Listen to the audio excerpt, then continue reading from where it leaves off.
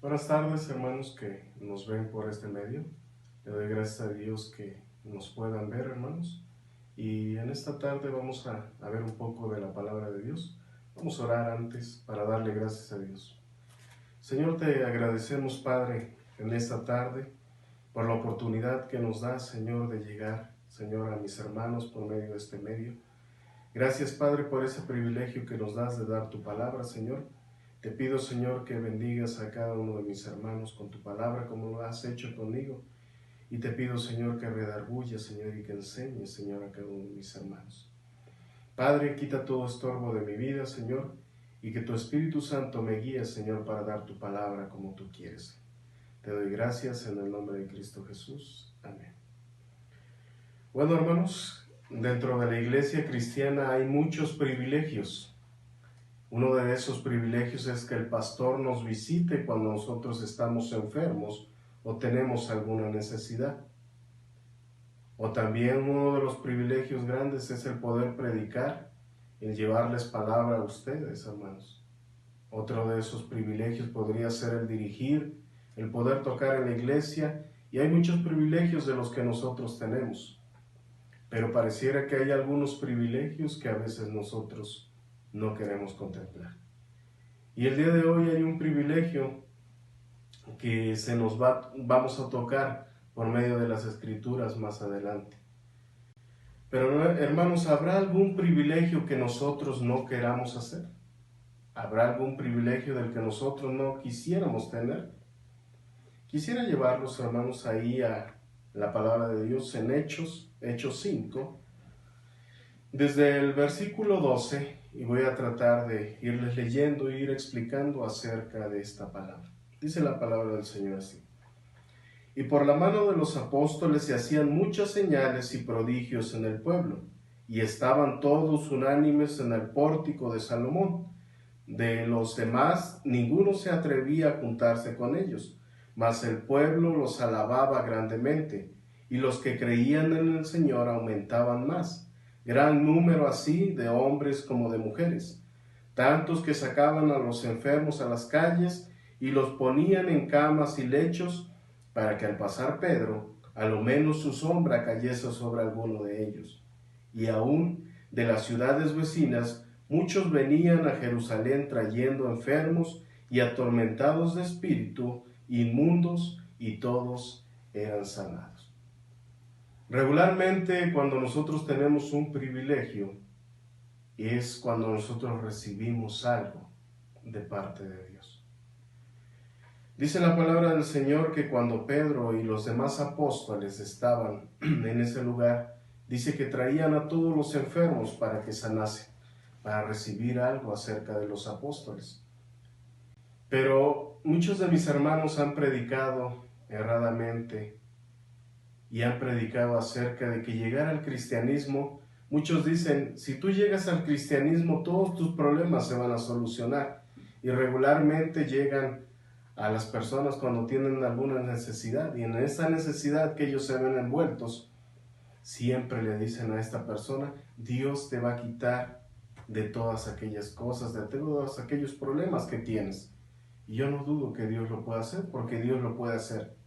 Pero lo que nunca le decimos a aquella persona que va a aceptar a Jesucristo es que también se va a ver envuelta en varios problemas. Hermanos, cuando hay personas que aceptan a Jesucristo y se ven en ese camino, cuando van iniciando en ese camino, se ven envueltos en algún problema, entonces ellos empiezan a dudar si realmente tenían que ser cristianos. Hermanos, ¿por qué les digo esto? Porque el tema que nos concierne hoy es el privilegio de sufrir por Cristo. ¿Cuántos queremos tener este privilegio de sufrir por Cristo? A veces nosotros no quisiéramos sufrir realmente. Quisiéramos tener privilegios, pero todos aquellos privilegios que ocupan en un beneficio para nosotros, pero aquellos que nos causan sufrimiento, no quisiéramos tenerlos. Sí, que el pastor nos visite, sí, está bien, y tener todos los privilegios, pero el sufrir, Quisiera ir más adelante, dice la palabra del Señor ahí en el versículo 17. Entonces levantándose el sumo sacerdote y todos los que estaban con él, esto es, la secta de los saduceos, se llenaron de celos. ¿De qué? De aquello que estaban haciendo los apóstoles, que estaban sanando a las personas. Dice, y echaron mano de los apóstoles y los pusieron en la cárcel pública. Muchos de los apóstoles tuvieron que sufrir en la cárcel, muchos apedreados, muchos lacerados por situación de Jesucristo. Y dice el 19 dice, mas aún un ángel del Señor, abriendo de noche las puertas de la cárcel y sacándolos, dijo, id y puestos en pie en el templo, anunciar al pueblo todas las palabras de esta vida. Habiendo oído esto, entraron de mañana en el templo y enseñaban. Entre tanto, vinieron el sumo sacerdote y los que estaban con él, y convocaron al concilio y a todos los ancianos de los hijos de Israel, y enviaron a la cárcel para que fuesen traídos. Pero cuando llegaron los alguaciles, no los hallaron en la cárcel. Entonces se volvieron y dieron aviso, diciendo, por cierto, la cárcel hemos hallado cerrada, con toda seguridad, y los guardas afuera de pie ante las puertas, mas cuando abrimos a nadie hallamos dentro. Cuando oyeron estas palabras el sumo sacerdote y el jefe de la guardia del templo y los principales sacerdotes dudaban en qué vendría a parar aquello. Pero viendo uno, les dio esta noticia: he aquí los varones que pusiste en la cárcel están en el templo y enseñan al pueblo. Entonces fue el jefe de la guardia con los alguaciles y los trajo sin violencia, porque temía ser apedreados por el pueblo. Cuando los trajeron, los presentaron en el concilio, y el sumo sacerdote les preguntó diciendo, ¿nos mandamos estrictamente que no enseñaseis en ese nombre? Y ahora habéis llenado a Jerusalén de vuestra doctrina y queréis echar sobre nosotros la sangre de este hombre. Cuando llegamos a esto nos damos cuenta que Dios siempre, en el sufrimiento que nosotros tengamos por Él, Dios siempre nos va a ayudar. Pero a veces nosotros no queremos estar comprometidos en esa situación. Pero dice la palabra del Señor, respondiendo Pedro y los apóstoles dijeron, es necesario obedecer a Dios antes que a los hombres. ¿Qué respuesta de Pedro? El Dios de nuestros padres levantó a Jesús, a quien vosotros matasteis colgándole en un madero. A ese Dios ha exaltado con su diestra por príncipe y salvador, para dar a Israel arrepentimiento y perdón de pecados. Y nosotros somos testigos suyos de estas cosas, y también el Espíritu Santo, el cual ha dado Dios a los que le obedecen. Dice el 33, y ellos oyendo esto se enfurecían y querían matarlos. ¿Qué haríamos nosotros, hermanos, si nos vemos envueltos en esta situación? Si usted hubiera sido encarcelado y está ante un juez esperando una condena por andar dando la palabra de Dios. Aquí Pedro responde, dice, respondiendo Pedro y los apóstoles dijeron, es necesario obedecer a Dios antes que a los hombres. Pero ¿qué hay de nosotros, hermanos? Nosotros realmente estamos defendiendo el Evangelio de Dios como lo hacían los apóstoles. Quisiera dejar un poco, hermanos, esta parte, y quisiera ir más adelante con un mártir, el primer mártir que hubo, que usted ya debe de saber. Ahí en el capítulo 7, desde el versículo 51 dice así, duros de cerviz e incircuncisos de corazón y de oídos, vosotros resistís siempre al Espíritu Santo, como vuestros padres, así también vosotros, al cual a los profetas no persiguieron vuestros padres, y mataron a los que anunciaron de antemano de antemano la venida del justo, a quien vosotros ahora habéis sido entregados y matadores, vosotros que recibisteis la ley por disposición de los ángeles y no la guardasteis. Oyendo estas cosas, se enfurecieron en sus corazones y crujían los dientes contra él. Pero Esteban, lleno del Espíritu Santo, puesto los ojos en el cielo, vio la gloria de Dios y a Jesús que estaba a la diestra de Dios.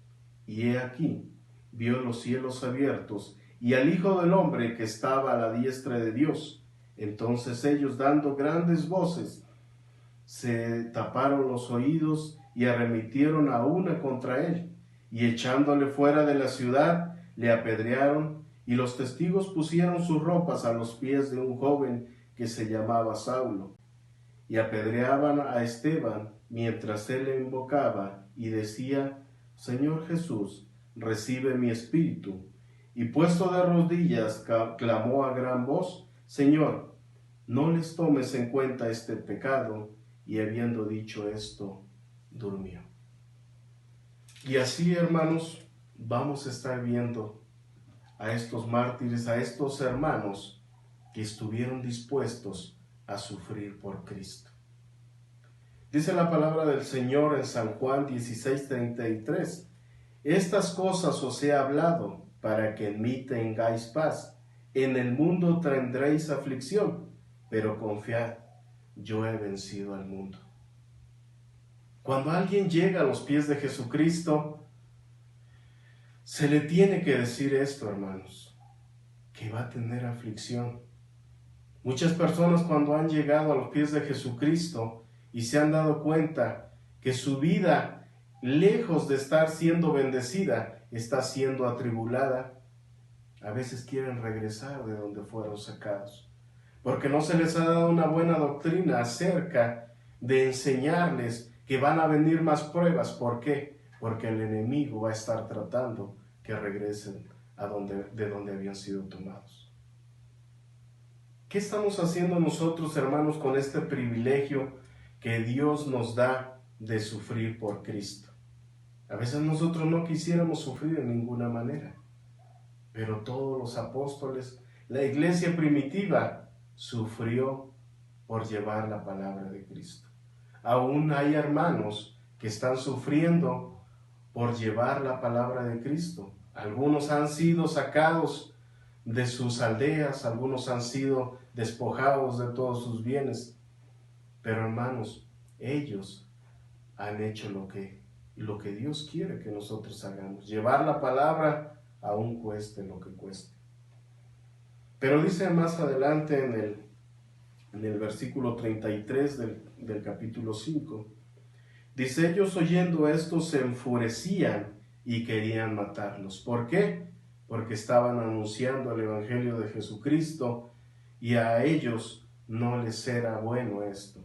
Pero dice en el 34, entonces levantándose en el concilio un fariseo llamado Gamaliel, doctor de la ley, venerado de todo el pueblo, mandó que sacasen fuera por un momento a los apóstoles. Y luego dijo: varones israelitas, mirad por vosotros lo que vais a hacer respecto a estos hombres.